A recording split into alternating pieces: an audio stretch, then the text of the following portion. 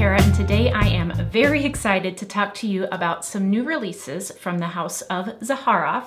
And these new releases are collaborations that George Zaharoff did with 3 YouTubers who, are really involved in FragCom. You probably know them. They are Justin Copeland of Stay Fresh Productions, Ross Carlos of TLTG Reviews, and Andrea Charles of Curly Scents. So I'm sure probably you already watched them. If not, I'll leave their channels linked down below. But I really want to focus on one of the 3 scents in particular, which is this one. It's called Brass and Soul. And my good friend Justin over at Stay Fresh Productions, I just want to be very clear, he sent this to me for free. So I did not pay for this. I will, of course, as always, do my best to be completely unbiased and honest, but I will tell you up front, not only do I consider Justin to be a good friend, but I'm also friends with Ross and Andrea. So I'll do my best to be unbiased, but of course, just the way our brains work, I probably will be slightly biased because they are my friends. Now, I will say that I think this collaboration was really cool because Justin, Ross, and Andrea, they got like full control over what they produced. So basically the only thing that's kind of consistent between what they've done and Zaharoff is like kind of the Zaharoff branding is of course here, but like in terms of not just the actual scent itself, but also the presentation, the box, the story behind it, all of that, and also a lot of the manual labor to fill samples and package the orders. That was all done by the 3 content creators, which I thought was really cool, really great detail. Also, if you ordered these, like there were pre-orders, so if you've already ordered these, then you'll get a card like this that's like handwritten by 1, 2, or all of the creators, depending on which scents you ordered. But right now, at least as of filming this, these are all still available on George Zaharoff's website. So I'm gonna link the Zaharoff website below too, in case you want to check these out. But I just thought like these details were really, really nice and a little more special than the average scent. So anyway, the packaging in terms of the box for Brass and Soul is super nice. There's like this faux leather sort of like cover here that Justin said is supposed to be reminiscent of his trumpet case. He is a musician and he mostly plays jazz / Black American music. And he actually lived in Chicago a lot of the same time that I did. So we kind of figured, although we never actually met, there's a good chance that we overlapped maybe in where we were located because I worked in a blues club in Chicago and he played at least I think a couple times maybe at the club where I worked. And I also just visited a lot of the jazz and blues clubs in Chicago because I was really into it. Still am. But anyway, so the back of the box is cool. It has a melody that Justin composed. So you could actually play this if you know how to read music and play an instrument. I do not. But at one point I did. I used to know how to read music and play an instrument. Don't anymore. Anyway, so here's the actual bottle itself again. You can see it's the normal Zaharoff bottle if you're familiar with those. On the side, it tells you kind of which creator made this. So Justin, his channel, well, it used to be called Stay Fresh Productions. Now it's just listed under Justin Copeland, but this is his. However, Justin also sent me samples of the other 2 creators' fragrances. So Ross's is called Business Over Pleasure, and Andrea's is called the Siren. So I'm gonna talk a little bit about those as well, but I just have small samples of those, so I haven't been able to test them as rigorously as I have Brass and Soul. So the perfumer behind Brass and Soul is Vincent Kaczynski. I'm not super familiar with his work, but he works at, is it Maine or Mon? I don't know how they pronounce it, but that's the company that George works with to create his fragrances. This one is an aromatic sort of fragrance. Let me spray it again. I did give it 2 days of testing because I received this on Saturday, and I originally was going to film on, well, yesterday evening, Sunday, but now I'm filming Monday morning. So I've actually had 2 days that I can wear this and test it out. But I will tell you right away, this is, like I said, it's an aromatic fragrance. I do get a lot of aromatics, some spicy sort of like juniper, and I get in the opening a lot of citrus. That kind of goes away as it dries down on my skin. But I do get a lot of citrus and I get some lavender pretty early on, but the lavender stays around, as do the aromatics. This, I would say, is a bit soapy. It's very clean. Like I said, it's fresh. I think that this could be something that you can dress up. It maybe leans a little bit more towards the like elegant formal side. But honestly, I think this would be fine most of the time. Maybe if you were like really kind of lounging around and stuff, this might feel a little bit more elegant than would fit that scenario. You might want something more cozy then. But in general, I think this is a pretty versatile fragrance. I will say all of these fragrances that they created, so Brass and Soul, the Siren, and Business Over Pleasure, they're all unisex fragrances. I think though that Brass and Soul of the three leans the most masculine. And that's probably just my association with things like lavender and aromatics being oftentimes more prevalent in fragrances marketed towards men. However, I really like lavender especially, and I have many fragrances with lavender, so it doesn't really bother me too much. This isn't so like kind of traditionally masculine leaning that I wouldn't wear it. I wore it the last 2 days and I enjoyed it. But I just want people to be aware of that because I know a lot of people don't care at all, kind of how it's marketed, and obviously this is marketed as unisex, but I think sometimes people find it helpful to kind of get that idea as to which way it leans, if any. So this one does lean a little bit masculine to me. The other two fragrances I'm going to talk about, I think, are dead center unisex. So anyway, this one, as it dries down, this changes a lot. Actually, this one, Brass and Soul, changes the most of the three, in my opinion. Like I said, I haven't tested the other two as much, but this seemed to develop the most or kind of progress the most. In the opening, like I said, I get a lot of that citrus, the spicy sort of juniper thing, a lot of soapy freshness and aromatics. But then as it dries down, it starts to warm up a bit. It becomes the tiniest bit sweet. This is not a sweet fragrance, by the way, but it becomes the tiniest bit sweet. And I think that's because there is some vanilla in here. I believe there are maybe some florals as well. I think there's something called Bushman Candle, which is actually, that's more like, I think, resinous, because I believe, if I'm correct, that Bushman Candle is like a bush that when it dies, it leaves behind like a waxy residue that can be burned, which is why it's called Bushman's Candle. But anyway, so that might give it like a little bit of warmth to it as well with the resins. And then I think this kind of has like a little bit of an amber base to it. Maybe the tiniest bit of smokiness in the dry down as well, but it was really slight. I would say that overall, the aromatic and fresh sort of presence of this is what lasts throughout. But as it progresses, it goes from being really fresh with the citrus to becoming more sort of a little bit herbal, like a gin and tonic-y kind of thing. And then it goes a little bit warmer as it fully dries down. On me, this lasted quite a while. I would say that it projected a lot for the first 3 hours, and then it started to project less, or it felt like it was projecting less. But it stuck around for at least 7 hours, 8 hours. And even after that, I think like when I would put my nose really into my skin, I could still pick it up a bit, but like I could definitely like notice that I had it on for at least 7 or 8 hours, which is pretty good, personally, I think. So anyway, that one is Brass and Soul. If you like aromatic style fragrances and you like kind of soapy, clean fragrances, this one is definitely one to check out. But if you don't, maybe you'll like one of the other ones instead. So let's go ahead and talk about those. Let's talk about Business Over Pleasure next. So this was created again by Ross Carlos, and the perfumer for this one is Claude Durr, who I am a little bit more familiar with.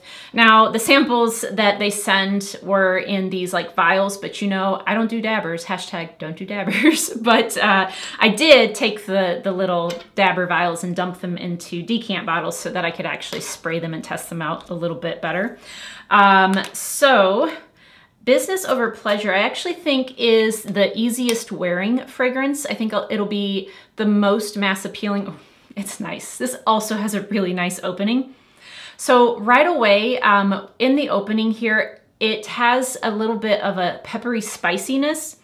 I think Ross said it's Szechuan pepper that's in here, and it definitely has this slightly powdery, not super powdery, but just slightly powdery iris with some fresh, I think it's probably, is it lemon? Some sort of citrus. I would guess lemon is kind of what it smells like. Now, as this progresses, it goes a little bit more woody, at least on my skin. And I think some of the powderiness might not just be the iris, but I do kind of, as it dries down, detect something that smells a little bit like tonka, but ever so slightly. I would say mostly here, I get sort of that peppery opening. I think there's a little bit of like a ginger vibe to it as well, but I would say overall, as it progresses, the main things that I get from this are a little bit of powderiness, the iris, the woods, and that's probably mostly it as it progresses. Now, this one is definitely the lightest wear, so not only do I think it's the easiest one to wear and is probably the most mass appealing, but it also just doesn't project quite as much. It sits a little closer to the skin. When I tested it, which I only tested it on a wrist, so don't take this with too much weight. When I tested it, it didn't last as long as Justin's by any means, but it lasted long enough. And if you watch my channel a lot, you probably already know that I'm not super into beast mode fragrances anyway. I don't think any of these are what I would call beast mode, but I do think the performance overall is pretty solid, especially Justin's that seem to wear quite well on my skin.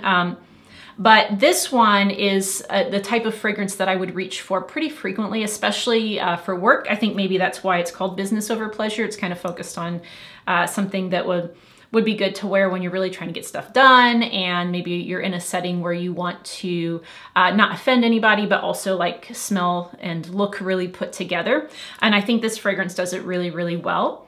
I noticed that the pepperiness in the opening did maybe give it the tiniest bit of a masculine touch, but this one to me didn't stay masculine leaning for very long. As it dried down, it became more sort of dead center unisex. So like I said, I think all of these can be worn by anyone, but I think the only one that does lean maybe a little bit more masculine is Justin's Brass and Soul. So that one is business over pleasure. Definitely really enjoyed this fragrance as well.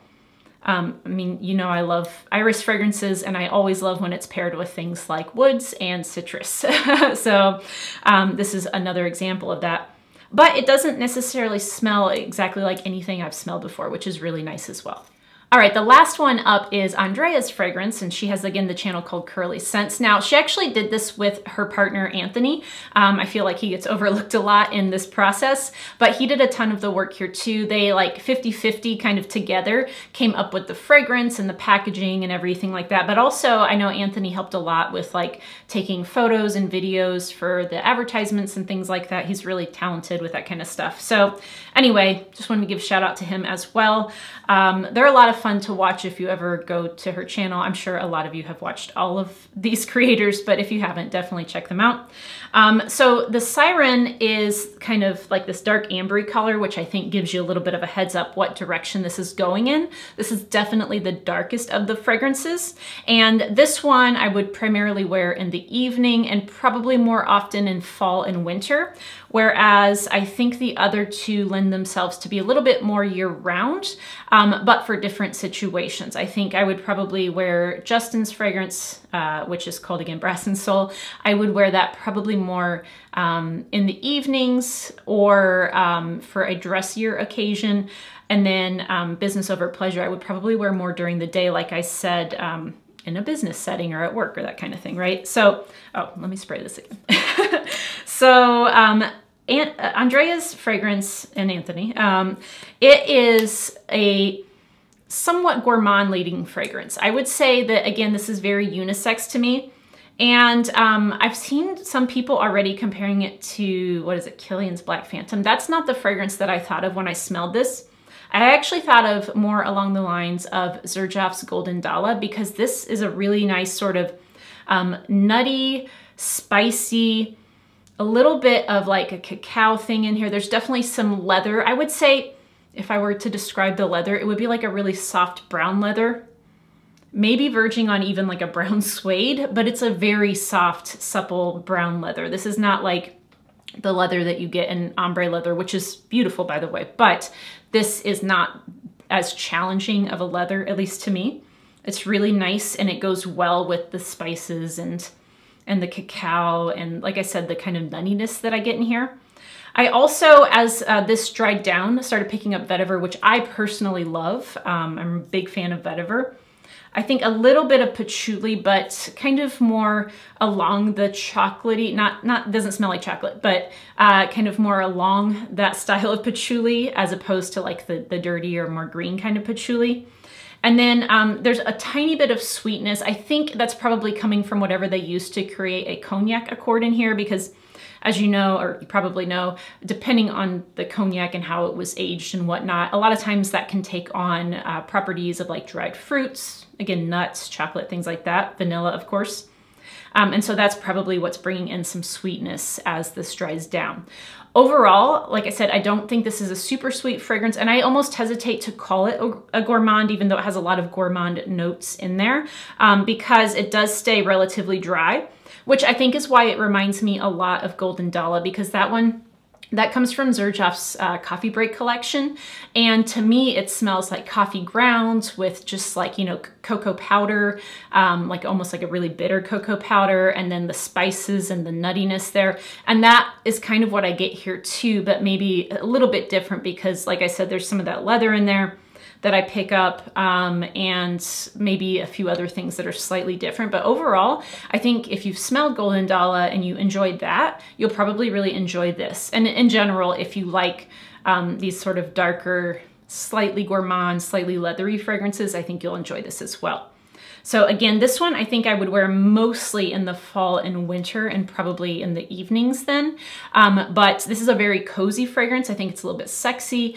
And again, I think anyone can wear this. I would definitely wear this. I'm actually thinking of picking up bottles of the two that I don't have because I really enjoy both of them.